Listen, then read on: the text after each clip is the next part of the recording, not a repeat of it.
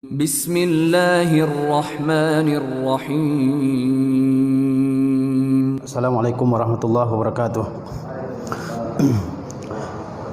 Innal hamdalillah nahmaduhu wa nasta'inuhu wa nastaghfiruh wa na'udzu billahi min shururi anfusina wa min sayyiati a'malina. Innahu may yahdihillahu fala mudilla lahu wa may yudlilhu fala hadiya lahu. Asyhadu an la ilaha illallah wahdahu la syarika lahu wa asyhadu anna Muhammadan abduhu wa rasuluhu sallallahu alaihi wasallam la nabiyya ba'dah. Ya ayyuhallazina amanu taqullaha haqqa tuqatih wa la tamutunna illa wa antum muslimun. Ya ayyuhan nasu taqu rabbakumul ladzi khalaqakum min nafsin wahidah wa khalaqa minha zawjaha wa bassa minhuma rijalan katsiran wa nisaa'a wattaqullaha alladzi tasaaluna bihi wal arham innallaha kana 'alaikum raqiba. Ya ayyuhallazina amanu taqullaha wa qulu qawlan sadida yuslih lakum a'malakum wa yaghfir lakum dhunubakum wa may yuti'illaha wa rasulahu faqad faza fawzan 'azima. Amma ba'du fa inna asdaqal hadisi kitabullah ta'ala wa khairal huda huda Muhammadin sallallahu alaihi wasallam wa syarrul umuri muhdatsatuha wa kullu muhdatsatin bid'ah wa kullu bid'atin dhalalah wa kullu dhalalatin finnar. Amma ba'du, ikhwan dan akhwat yang dirahmati Allah Subhanahu wa taala, puji syukur kepada Allah Subhanahu wa taala, salawat beserta salam mari kita hadiahkan buat Nabi kita tercinta Muhammad sallallahu alaihi wasallam beserta istri-istri beliau, para sahabat, ahlu bait beliau, serta orang-orang yang senantiasa mengikuti beliau hingga akhir zaman. InsyaAllah dengan izin dan taufik dari Allah Subhanahu wa taala, kita akan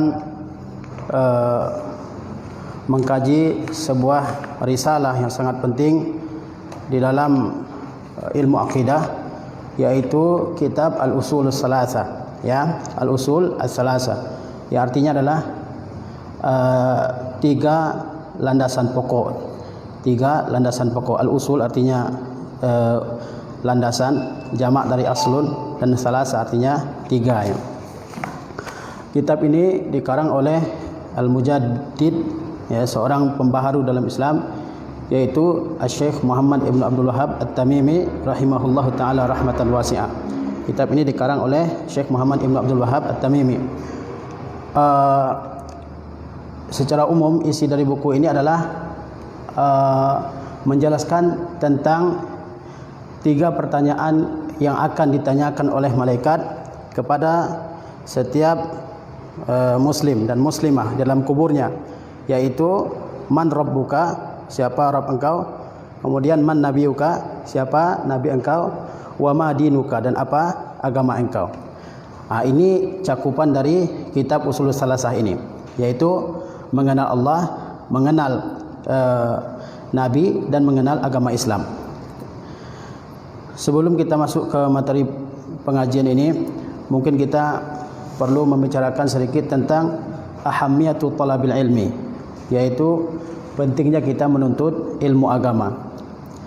Kita semua memaklumi bahwasanya ayat yang pertama Allah turunkan bukanlah ayat yang memerintahkan kita untuk berpuasa, bukan ayat yang memerintahkan kita untuk mengerjakan salat, bukan ayat yang pertama yang memerintahkan kita untuk berjihad di jalan Allah Subhanahu wa taala.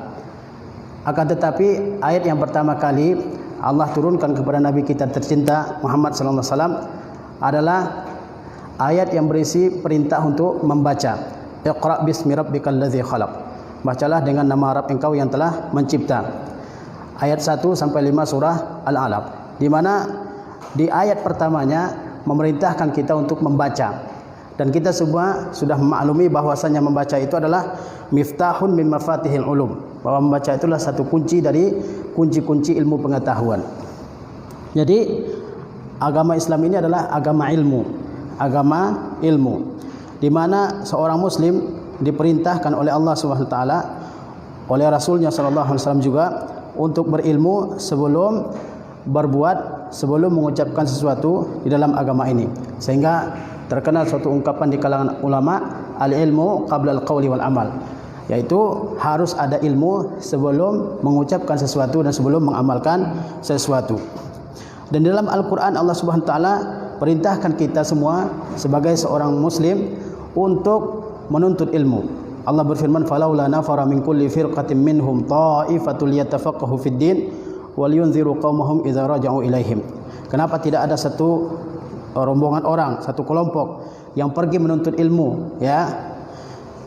Kemudian Rasulullah sallallahu alaihi wasallam bersabda dalam hadis beliau, "Talabul ilmi faridatun ala kulli muslim." Bahwasanya menuntut ilmu itu wajib hukumnya atas setiap muslim, wajib hukumnya. Para ulama mengatakan bahwa ilmu yang wajib dituntut oleh seorang muslim itu ada dua macam. Ada ilmu yang hukum menuntutnya adalah fardu ain, dan ada ilmu yang hukum menuntutnya adalah fardu kifayah. Ilmu yang hukum menuntutnya adalah fardu ain, yaitu setiap ilmu di mana tidak sah ibadah kita kepada Allah Subhanahu wa taala kecuali dengan mengetahui ilmu tersebut. Terutama ilmu akidah, ilmu tentang tauhid, ilmu tentang bagaimana kita bisa beribadah kepada Allah Subhanahu wa taala dengan ikhlas, bagaimana kita bisa menjauhi segala bentuk kesyirikan yang bisa menggugurkan keislaman kita. Ini wajib untuk dituntut. Kemudian dalam ibadah, kita wajib mengetahui dan mengilmui segala ibadah yang diwajibkan oleh Allah Subhanahu wa taala kepada kita. Misalnya Allah Subhanahu wa taala mewajibkan kepada kita untuk mengerjakan salat 5 waktu. Allah Subhanahu wa taala mewajibkan kepada kita untuk mengerjakan salat 5 waktu. Maka setiap orang yang telah terkena kewajiban salat 5 waktu, dia harus mengetahui, ya, ilmu tentang salat, mulai dari rukun-rukunnya, syarat-syaratnya, waktu-waktu salat, pembatal-pembatalnya, dan seterusnya. Begitu juga tentang wudu yang merupakan syarat sahnya salat. Seorang muslim harus mengetahui bagaimana tata cara berwudu agar wudunya sah. Kemudian dengan wudu yang sah tersebut dia bisa mengerjakan salat sehingga salatnya diterima oleh Allah Subhanahu wa taala. Jadi intinya bahwa seorang muslim wajib berilmu sebelum beribadah.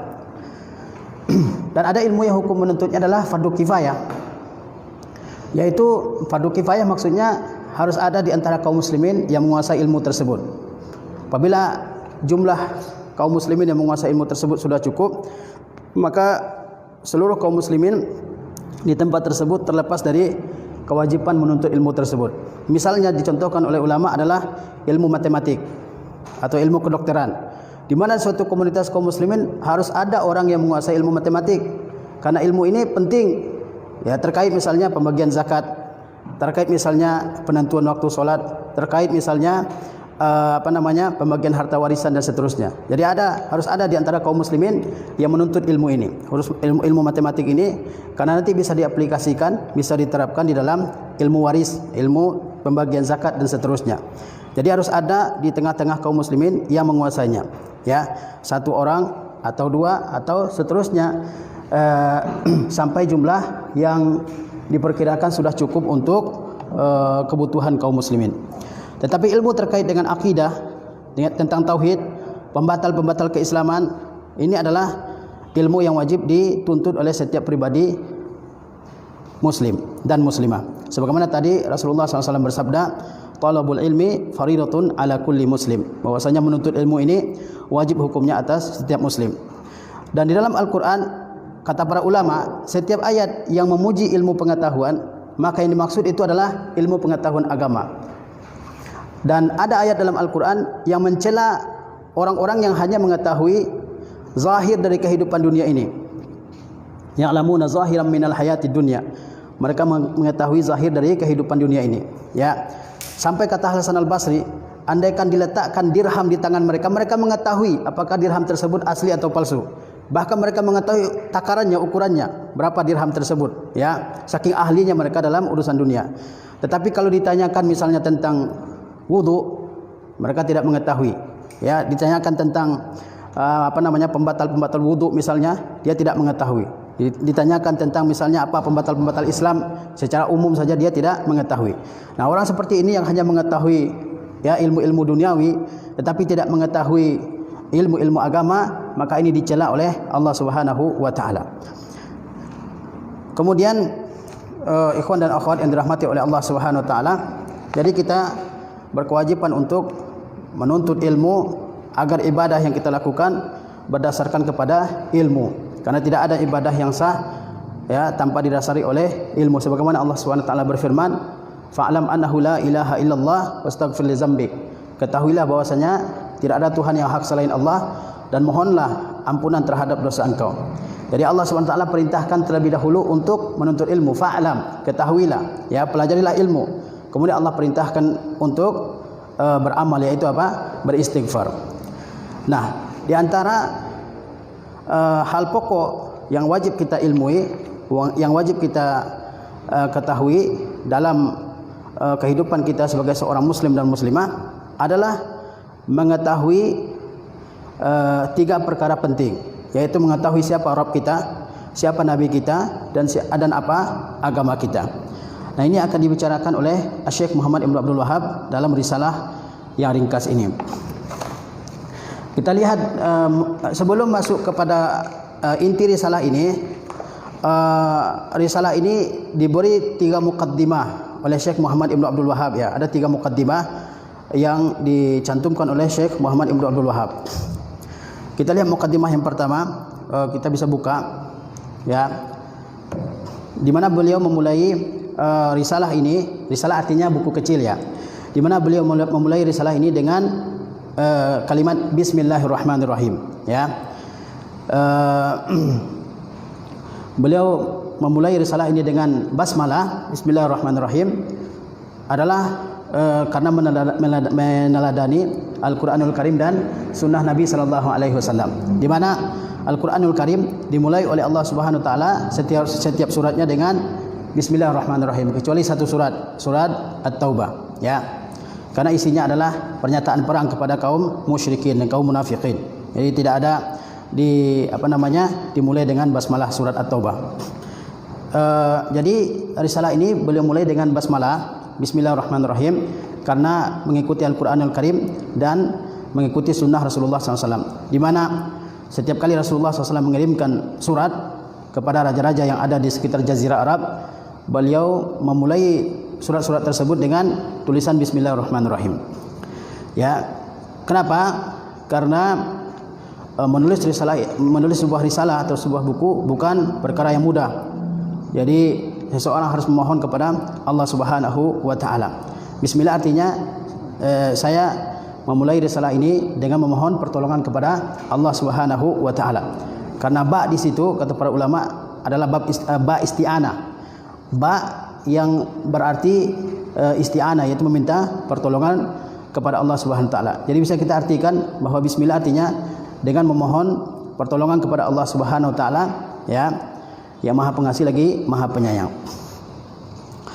Kemudian kata Syekh, bisa kita lihat di situ, ya. Ataupun kalau kita belum mengetahui arti dari kata-kata ini bisa kita tulis, ya. Dan di matan buku kita itu harus ada coretan-coretan, ya, supaya kita ada bukti bahwa kita ngaji. Nanti kita bisa tunjukkan ke orang kalau kita sudah ngaji buku Ushulul Salasah, kan.